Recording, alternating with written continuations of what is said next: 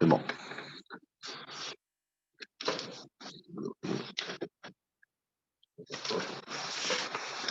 Donc, attends à tout le monde. On va continuer un peu dans la paracha. On va parler aujourd'hui des deux sœurs, c'est-à-dire Rachel et Léa. Donc, attends. Et je voudrais rentrer dans ce sujet vraiment, essayer un peu d'oser quelque chose de nouveau, en espérant que c'est... Voilà, je compte sur vos commentaires après, quoi, si j'ai exagéré un peu. Top. Et alors, on y va, Psukim. Ça va, Thierry? Chumash, on y va. Le Lavan, Shte Banot, Shem Agdola, Léa, Shem Aktana, Rachel. Donc, on a deux filles que Lavan, il a. Shem Agdola, Léa, la grande. Léa, la petite Rachel. Donc là, d'après le Pshat Apashut, a priori, elles ne sont pas jumelles. On verra tout de suite que ce n'est pas évident d'après Chazal. Après le Pshat, ce n'est pas des jumelles. Il y a la grande et il y a la petite. Elles n'ont pas une grande différence d'âge. Sinon, on ne pourrait pas tromper Yaakov. C'est quand même. Mais en tout cas, il y a une grande et une petite. Chapitre 29, Passouk 17. Beiné les Harakot. Ça, c'est le Passouk essentiel qu'on va parler aujourd'hui. Les yeux de Léa sont rakot. C'est quoi rakot? Chinoise. Non, c'est quoi rakot? Le Passouk. Alors, j'ai cherché une vraie traduction à cette histoire parce que c'est ça qui m'a chamboulé dans l'histoire. Rakot dans le chumash bleu. Vous l'avez, Thierry? Comment il traduit? Fragile, je pense. Je suis venu hier soir spécialement pour regarder. Fragile. Fragile, ça veut dire quoi des yeux fragiles? Je ne sais pas si c'est fragile, mais à mon avis, il fait bien sûr allusion à tout ce que tout le monde connaît. On a grandi avec ça, on a été biberonné avec ça. Ouais, ce qui est écrit dans Rashi partout, c'est qu'elle pleure. On va voir pourquoi elle pleure. Elle n'arrête pas de pleurer. Donc, puisqu'elle n'arrête pas de pleurer, les yeux s'esquintent. Les yeux sont fragiles. Bon, il faut dire qu'il y a beaucoup de gens qui perdent la vue. Là, il y a Yaakov, il y a marqué qu'il va être aveugle à la fin de sa vie. Yitzhak, il était aveugle à la fin de sa vie. Est-ce que Léa, elle va là-bas ça aussi ou pas? Je ne sais pas d'ailleurs, entre parenthèses, la mort de Léa est inconnue. C'est-à-dire, on ne sait pas ce qui se passe autour de la mort de Léa, mais ça, c'est pour un autre sujet. Mais c'est important parce qu'aujourd'hui, je vais faire la plaidoirie pour Léa. Je vais être l'avocat de Léa. Kolpanim, elle a les yeux fragiles, elle a les yeux moches. Je pense que ça veut dire, entre guillemets, qu'elle est moche. Quoi. Elle n'est pas très belle. En tout cas, surtout par rapport à Rachel, que le passage qui dit Rachel Aïta, Yifatoire, Yifatmari. Rachel était magnifique. Yifatoire, Yifatmari, regardez le farshim, c'est deux. Un, il veut dire qu'elle a vraiment, tous les membres sont magnifiquement bien posés à la place. Yifatmari, il y en a qui disent c'est la couleur de peau, magnifique couleur de peau, ou en général, bref, c'est une très très jolie fille, c'était Rachel. Et Léa, elle avait les yeux moches. Rappelez-vous ce qu'il avait dit Kliakar il y a quelques semaines, que tout dépend des yeux. Si les yeux sont moches, donc on ne vérifie même pas le corps. Rachel Makadosh, il va vraiment très loin. Il dit clairement Rachel, Léa était laide. Ok, je continue parce qu'il y a quelques psukim aujourd'hui. Vayomer, Lavan. Excusez-moi. Pasuk Yutret, Vayav Yaakov et Rachel. Yaakov, donc il aimait Rachel. Là, c'est très délicat de dire tout de suite après que Rachel était belle et que Léa n'était pas belle, tout de suite après dire et Yaakov aimait Rachel. Le rapprochement des deux psukim sont très très bouleversants. Parce que ça veut dire que Yaakov, il aimait Rachel parce que, je ne sais pas, moi ça me bouleverse. Après, dans les questions, vous allez voir pourquoi c'est bouleversant. Vayomer et votre il dit, bah écoute, moi j'aime bien Rachel. Rachel, elle est pour moi. Je voudrais travailler pour toi 7 ans pour avoir Rachel, Bitrak, Tana, Rachidine. Vraiment, il savait, il s'attendait déjà à la ruse. Donc il a dit Rachel, ta fille Rachel, ta petite fille, etc. Pour que ce soit vraiment elle. Puis il y a pas de, ça n'a pas marché quand même. Top. Parce que tête, Vayomer Lavan, et Lavan il dit, pas toutes les questions, je pourrais répondre aujourd'hui, mais dans la lecture, il y a des choses qui sont très bizarres comme ce passage-là, qui est juste hallucinant. Lavan, il répond la réponse de Lavan. Moi, si je demande la main à un beau-père et il me répond ça, déjà, je suis vexé, je fais demi-tour, je me sauve. Yomer Lavan, Lavan, il répond à Yaakov, écoute, tu veux qui? Tu veux Rachel? Tov, Titi, Otalach, mais Titi, Otalach, écoute, c'est mieux. T'es mieux que rien. Je veux dire, c'est mieux de donner à toi qu'un autre homme. Qui a le choix. C'est tous des paysans ici. Bon, ça, c'est le moins, c'est le plus potable dans la région ici entre tous les hommes que j'ai rencontrés. Déjà, on voit l'enthousiasme très, très grandissant de Lavan à l'égard de Jacob. Bon. Et on peut comprendre, Jacob, c'est un clochard, il n'a rien. Un SDF. Qu'est-ce que je vais tirer de toi? Mais bon, écoute, c'est de la famille, tu as une certaine intelligence. Assis-toi, on va voir ce qu'on peut faire avec toi. Yovod, Shavashanim, Yubenav, Karim Achadim, Yaakov a travaillé, etc., etc. Pasuk Rafal, Vayom, Yaakov et Lavan, Hava et Tishti. Yaakov, il dit à Lavan, donne-moi ma femme, qui malou Yamaï, parce que j'ai fait le travail. Va avoir elle là et je voudrais avoir une relation avec elle. C'est aussi un passage très surprenant. Comme Rachid dit, donne-moi ma femme, je veux coucher avec elle. Ça se fait pas. Moi, ça se fait pas.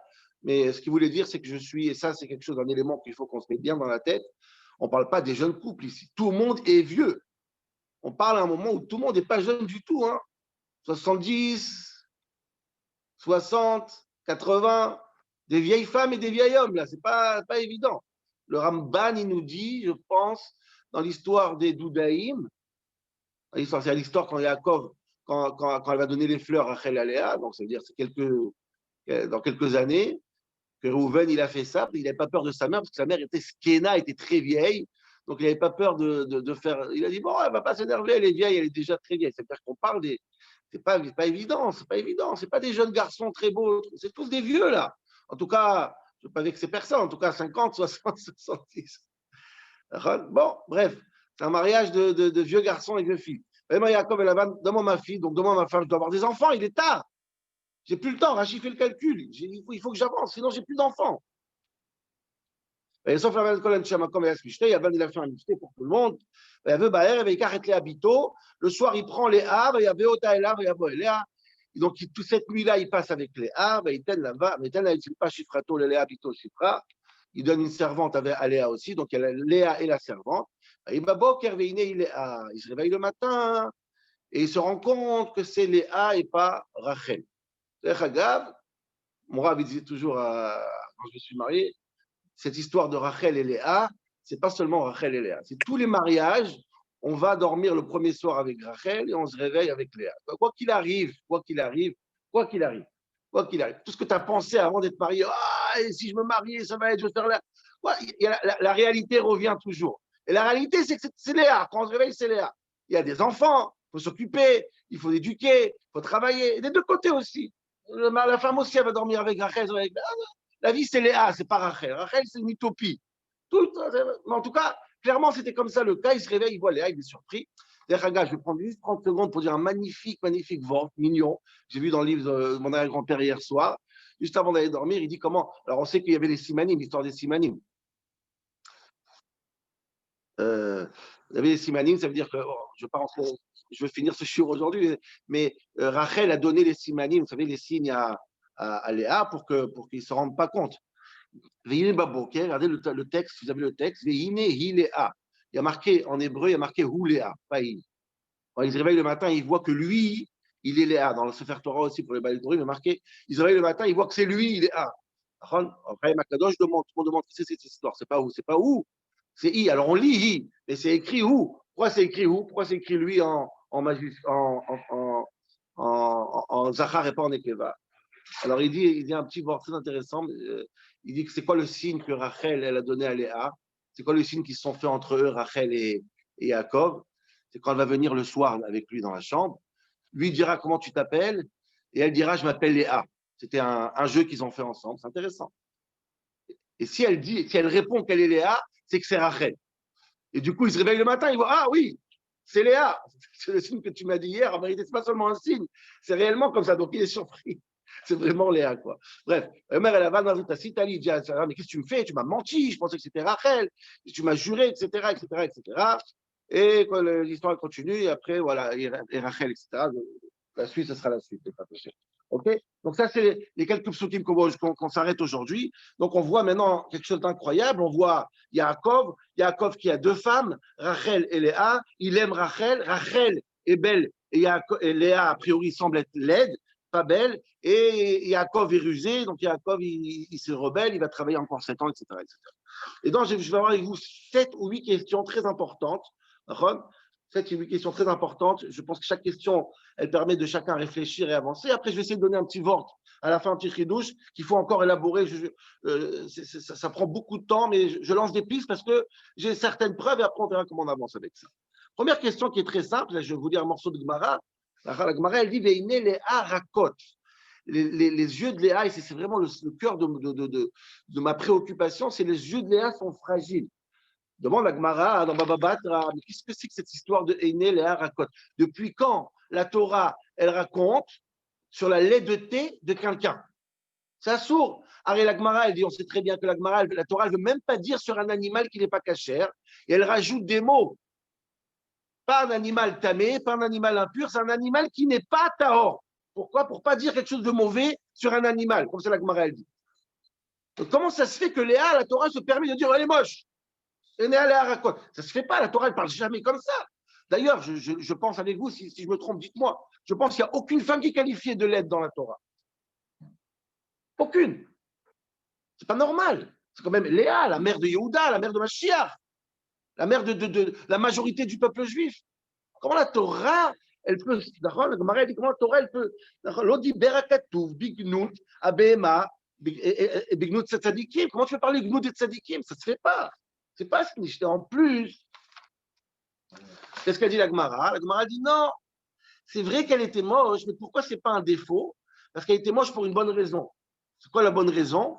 C'est qu'elle pleurait. Pourquoi elle pleurait? Tout le monde connaît cette histoire. Elle pleurait parce que tout le monde disait dans la rue, Yaakov, il a Yitzhak, il a 2 enfants. Laban, il a 2 enfants. La grande pour le grand et le petit pour la petite. Esav pour Rivka et Rachel pour Yaakov. Donc Léa, elle pleurait, elle ne voulait pas être avec Esav. Donc, elle s'est amochie. Elle s'est amochie pour des bonnes raisons. Donc, elle s'est enlaidie pour une bonne raison, pas pour une mauvaise raison. Donc, malgré que la Torah dit qu'elle est moche, mais la Torah veut dire qu'elle est moche parce que c'est une tzadeket, parce qu'elle pleure, elle ne veut pas être avec le rachat.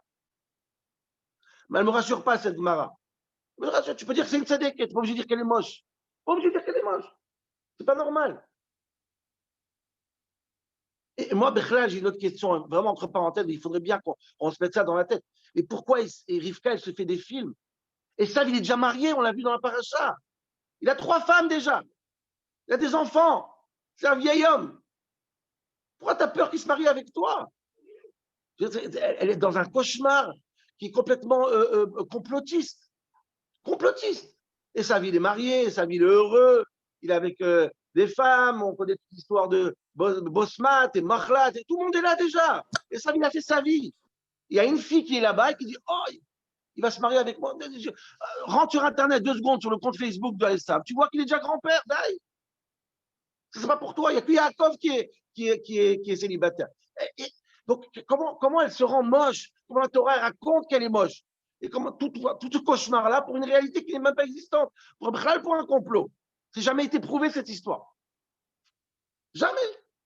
Elle se fait des films, elle pleure, et la Torah te dit, la Gemara te dit, la Torah te dit, ça c'est ça mala, c'est un cheval. Les A étaient une tzadeket. C'est quoi la preuve? C'est que c'est ramochi pour un complot qui n'a jamais existé. Peut-être qu'il n'a jamais existé. Et la Torah insiste de le dire. Et il n'est à rakot. Très bizarre. Très, très bizarre. L'achagav, encore une fois, une parenthèse très importante, quand on regarde dans Chazal, dans la Gemara, Léa était magnifique. La Gemara, le Midrash, il dit comme ça, le Midrash Rabba. Il y a Rachel et Léa, Hayu Shavot Benoy, Beyofi ou Skifa. C'est ça le Midrash, il dit. Ils étaient identiques. C'était des jumelles. Ils étaient identiques dans la beauté, dans la taille et dans le noï. C'est-à-dire tout. Il y a un contraste que je ne comprends pas. Mais c'est quoi, c'est Néarakot alors? Alors, Chaim Akadosh, il va très loin, il fait peur de. Le Chaim Akadosh, il s'appelle Akatouf Gnaï Atzadek. Chaim Akadosh, il dit normalement, on ne raconte pas le Gnaï, la mocheté d'une Tzadeket. Emma Banim, Shifteya, la mère de tous les. Mais il dit comme. Elle a dit Kaven Leodia, c'est terrible, Chaim Akadosh. Il dit Kaven Leodia, chez En Metsiout le Lavan Lachlifa. Il voulait dire que, il voulait montrer qu'en vérité, c'était inchangeable, Rachel et Léa. C'est très différente. Qui met Shunit Aïta Léa Mirachel, c'est très différente. Comment il va les changer? C'est impossible. Qu'il Léa Milvat, Léa, pas seulement qu'elle n'était pas belle, Et la Shodla et Naïm Rakot, elle a aussi des yeux moches. Des fois, quelqu'un qui n'est pas très beau, mais au moins, il a des yeux. Donc, Rachel Kadosh, il fait un tableau noir sur Léa pour dire que. Maintenant, on peut comprendre, dit Rachel Kadosh, la Ramaout, la force de Lavan, il arrive à changer une très, très moche, une très, très belle par une très, très moche. Bon, bref, ça m'embarrasse de parler comme ça sur Léa parce que ce n'est pas le cas, ce n'est pas possible. C'est pas possible de parler comme ça. Donc, pourquoi la Torah, elle insiste? Mais là, enlève ce passouk, il n'y a aucun problème. Yaakov, il arrive, il voit Rachel, il veut se marier avec Rachel. Et il y a une autre sœur qui s'appelle Léa, pas besoin de raconter qu'elle est moche, belle. Avec... Personne d'entre nous peut croire que Yaakov se marie avec Rachel pour sa beauté. Ah non, ça c'est seul. Donc c'est pas important ce détail. Tu peux dire que Rachel était belle, mais pas dire que Léa était moche. Pourquoi raconter cette histoire des yeux? C'est quoi cette histoire des yeux? Et né Léa raconte à votre taille. C'est quoi ces yeux-là? C'est quoi ces yeux? Deuxième question que le Shami Shmuel il pose, c'est une très belle question aussi. J'aime bien quand c'est traité dans le chat, c'est très intéressant. Léa, elle pleure. Pourquoi elle pleure Léa? Parce qu'on lui dit qu'elle va être avec Esav. Donc, à part ce qu'on a dit jusqu'à maintenant, hein, je ne sais pas si vous vous rendez compte, ce n'est pas une jeune fille. C'est pas une jeune fille, comme j'ai dit, c'est une fille qui est âgée. Et elle pleure, disons, ça fait 30 ans, 40 ans, disons qu'elle a 50 ans. 50 ans de sa vie, elle passe à pleurer, au lieu de faire quelque chose de très simple, dit le Shami Shmuel. D'aller chez son père, Lavan, et dire, papa, je ne veux pas. Dit le Shami Shmuel, Lavan était un homme moussari, c'était un homme de morale, en tout cas, et comme ça il dit, Lavan était un homme qui avait pignon sur rue, il était important, tout le monde le connaissait. Personne ne peut penser qu'il va marier ses filles par force. C'est bien à son père, écoute, papa, je ne veux pas, ils savent. Laisse-moi, je ne veux pas. Vaut mieux supplier son père que pleurer dans sa chambre sur son coussin pendant 50 ans. C'est bizarre. Personne ne pense que Lavan va forcer. Elle ne veut pas. Alors, tout le monde dit, pourquoi elle pleure? Alors, tout le monde voit que c'est juif. Et tout le monde sait que Léa, elle pleure à cause qu'elle ne veut pas Esav. À part Lavan, tout le monde voit à part Lavan. Lavan, il est aveugle. C'est bizarre comme situation. Encore une fois, il n'y a pas de dialogue dans cette Torah. Les gens ne se parlent pas. C'est une fille et un père. Ce n'est pas un mari et une femme. On peut dire que Rivka et Yitzhak, chacun dans son monde. Là, c'est Lavan et Léa. Et Léa est très respectée de son père Lavan. C'est quoi la preuve? C'est ma preuve, c'est peut-être pas vrai, mais je pense, maman, je pense, qui est parti, qui est envoyé chercher l'eau pour les bétails? Rachel, rappelez-vous. Maintenant, si Léa, c'est la grande fille, pourquoi on envoie la petite? On envoie la petite chercher de l'eau. Normalement, c'est l'aîné qui s'occupe de la maison. C'est la grande qui lave la vaisselle, qui change les petits. Normalement, c'est Léa qui est aux manœuvres. Et non, c'est Rachel. Je pense qu'il y a un vrai respect autour de Léa. Moi, je vous dis, Léa, c'est un personnage extraordinaire. Léa, c'est Léa. Pour nous, c'est pas Rachel, c'est Léa, vous allez voir. Elle souffre d'une mauvaise presse, Léa. C'est une femme extraordinaire. Elle souffre d'une presse, d'une pleureuse, qui fait tout pour avoir encore une nuit avec Yaakov et ses enfants. Elle appelle, viens avec moi, écoute-moi, une Noëch étendue en hébreu. Une frustrée, pas du tout, du tout, du tout. Pas du tout, Léa est très respectée. Même son père, il n'envoie pas faire des petits travaux. C'est une fille noble, une fille importante. Vous allez voir ce que je pense, moi. Alors, pourquoi tu ne vas pas voir ton père? Pourquoi tout derrière le dos, on perd des années de complot et de. Incompréhensible. Prochaine question qui est très, très importante, qui est un élément majeur pour la réponse, c'est, je ne sais pas, j'ai l'impression, s'il y a des businessmen ici, que le plus mauvais businessman de la Torah, de l'histoire, c'est Yaakov. Le plus mauvais businessman. Il vient, il demande Rachel. Qu'est-ce qu'il dit le passouk? Je ne sais pas si vous avez remarqué, mais c'est terrible.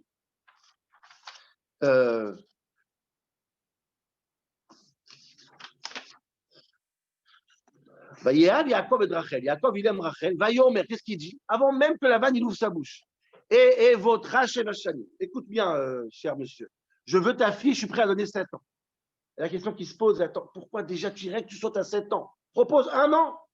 Propose 6 mois. Propose Bechad de faire des shiurim au collège là-bas. Qu'est-ce que tu t'embâches sur 7 ans? C'est énorme, 7 ans. C'est énorme. C'est un peu comme Abraham qui propose 400 pièces. Ah, calmez-vous les gens. Oh, doucement, laisse-lui parler. Numéro 1, règle numéro 1 dans le business. La pire des choses, c'est de faire quoi? Combien je te dois? Dis-moi toi. Ton prix, c'est mon prix. C'est comme ça.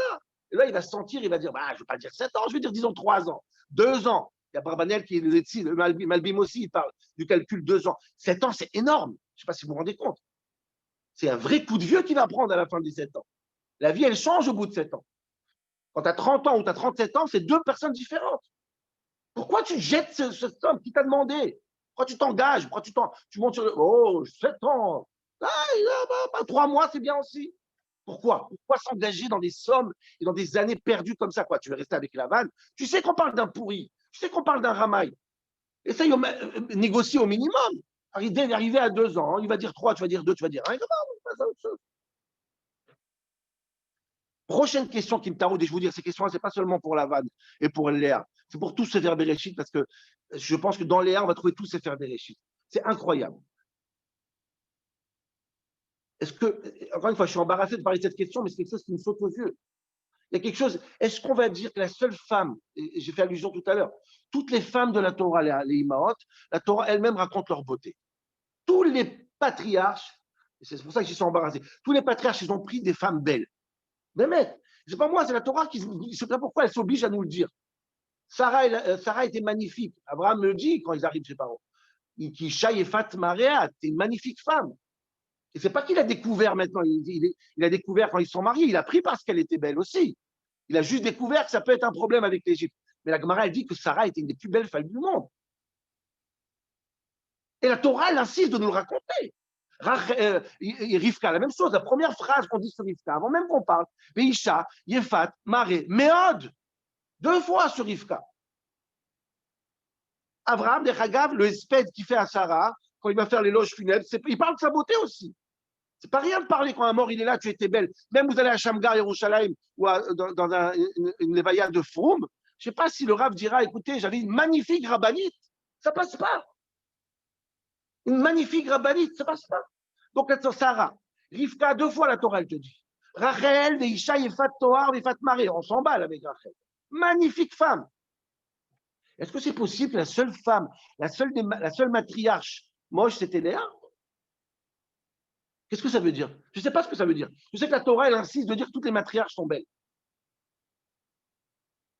Alors, par ça, que je vais faire un chiot pour savoir la différence de beauté entre les trois, qui est Nifla dans la Torah, une elle est Yefat Toar, une elle est Yefat Maré, et Tovat Maré. C'est un autre sujet. Mais est-ce que ça veut dire que toutes les Imaot sont belles à part une? Qu'est-ce que ça veut dire sur Léa? Si la Torah nous raconte qu'une matriarche doit être belle, il y a plein d'explications dans le Sod pourquoi une matriarche doit être belle. Une beauté spirituelle reflète la beauté. Alors, il n'y a que Léa qui sort du lot. C'est cruel comme constat. Ma correpo. Qui tu es, Léa? Qui tu es? Qu'est-ce que tu veux nous dire, Léa? Qu'est-ce que tu nous enseignes? Et la prochaine question, Rabotai, c'est une question sur tout Sefer Bereshit. Parce que moi, j'ai envie de rebaptiser Sefer Bereshit et donner un nouveau nom. Le livre des Ramaout, Sefer Ramaout. Le livre des escrocs. Je ne suis pas escroc parce que je vais être trop dur. C'est le livre de toutes les Ramaout. Je ne sais pas si vous avez remarqué. On avance chaque semaine, on ne se rend pas compte. Mais toute la clique ici, toute la bonne clique, du début jusqu'à la fin, tout le monde a menti. Tout le monde. Je vais vous faire une liste partielle, comme on dit. Les fils Seder à Aleph Bet. Tout le monde, à partir de Yitzhak, tout le monde ment. C'est pas possible. On y va. Premier mensonge. Ouais, il est tard déjà. Non, c'est pas grave. Premier mensonge, c'est Rivka. Rivka, elle fait une manipulation. Pas mensonge, parce que c'est une tzadek. Rivka, elle manipule. Ok, très bien. Donc, Rivka a manipulé.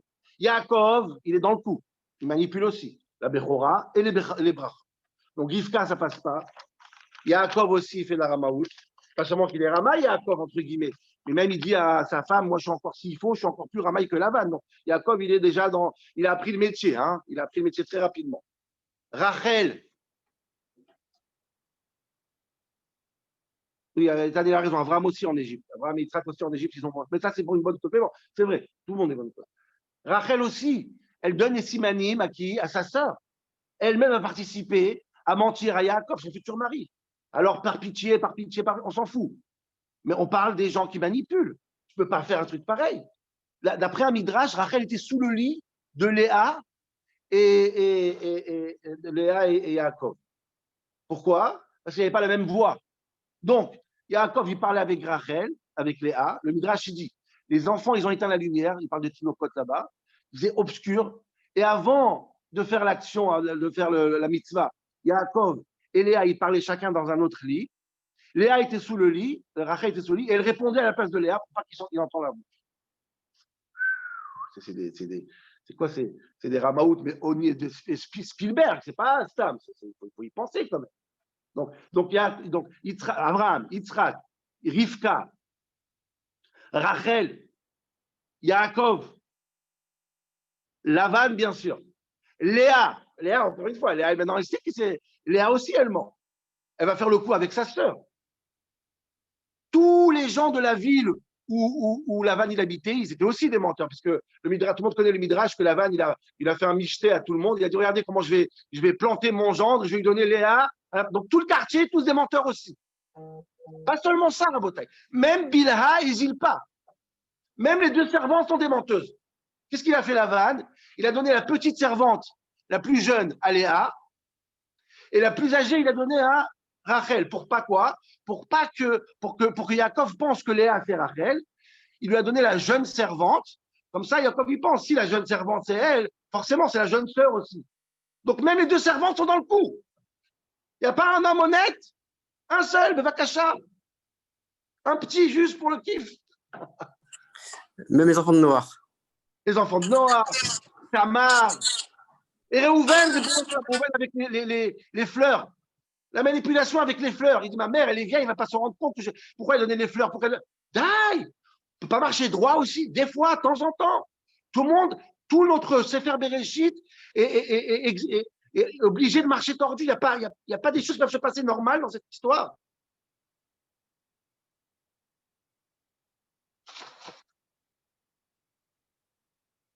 Top, qu'est-ce qu'on fait? Il est 30.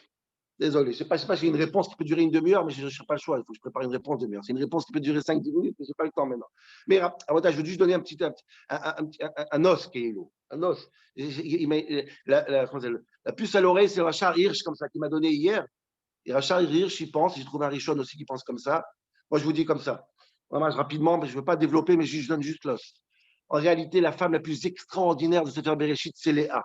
C'est même pas Rachel. Vous savez ce que c'est Einé Léa Rakot? Je ne sais pas comment on arrive à une traduction tellement. C'est la Torah orale qui s'est imposée sur la Torah écrite. C'est quoi Rach en hébreu? Tout le monde parle hébreu moderne, c'est Rach. Rach, c'est doux. Doux. Rach Vatov. Rakout. Dans la Torah, dans la Bible, c'est doux. Les yeux de Léa sont doux. Alors, on s'est dit, pourquoi c'est doux? Parce qu'elle a été fragilisée. Marc, ça dérange. Marc. Elle a été fragilisée par les pleurs. Doucement, doucement, doucement. Je pense que Léa, c'est une fille magnifique. Pas seulement qu'elle est magnifique physiquement, ce serait la seule matriarche de toutes les matriarches qu'elle a aussi des yeux doux. C'est une prophète. Elle voit quelque chose que personne ne voit. La Torah témoigne que les yeux de Léa sont extraordinaires. Je ne vais pas les développer maintenant, mais je peux vous dire quelque chose. Que Léa, c'est une vraie prophétesse d'un monde et elle voit des choses que personne ne voit. On appelle ça dans le Zohar, tout le monde dit ça, chez Mishmuel, tout le monde dit ça. Alma Deit Kassia. Elle voit des secrets et des explications de pas mal de choses que personne ne voit dans toute l'histoire ici. C'est la seule qui voit. Et Inéara, elle a des yeux pas fragiles, des yeux fins. Elle comprend des choses que personne n'a, mais y compris pas Yaakov. Vous savez pourquoi? Yaakov, il est très naturel. Yaakov, il voit les choses terre à terre. Elle voit des choses extraordinaires. C'est quoi une des preuves? Après, je finis aujourd'hui parce qu'il est tard. Yaakov propose de travailler 7 ans. Pourquoi il propose? Yaakov, il est obsessionnel du chiffre 7. C'est ce que soit le chiffre 7? Tout le monde connaît c'est quoi le chiffre 7. Le chiffre 7, c'est la nature, le terre à terre, le logique, les choses qui sont claires. Yaakov se dit, pour moi, c'est Rachel. Moi, je suis jeune, elle est belle, elle est tzaddik. Moi, je suis tzaddik. Pas du tout, c'est pas comme ça que ça marche. Il y a des choses beaucoup plus profondes, beaucoup plus cachées qui ne marchent pas avec le chiffre 7. C'est beaucoup plus fort que le chiffre 7. Yaakov dit 7 ans. Moi, je suis terre à terre. Et Léa est née à Rakot. Et là, elle voit des choses beaucoup plus profondes que le terre à terre. Que elle qui voit. Rach, prophétesse, Névoua, plus que Rivka, plus que Sarah, plus que tout le monde. Donc, ce n'est pas seulement une belle fille, une magnifique fille, c'est aussi une fille qui a des yeux que personne n'a su avoir dans cette histoire. C'est pour ça qu'elle sera, elle, la maman de Mashiach. C'est pour ça qu'elle aura tous les tribus. C'est pour ça qu'elle tombera enceinte au début. C'est Léa, la femme, notre mère par excellence. Bonne journée à tous.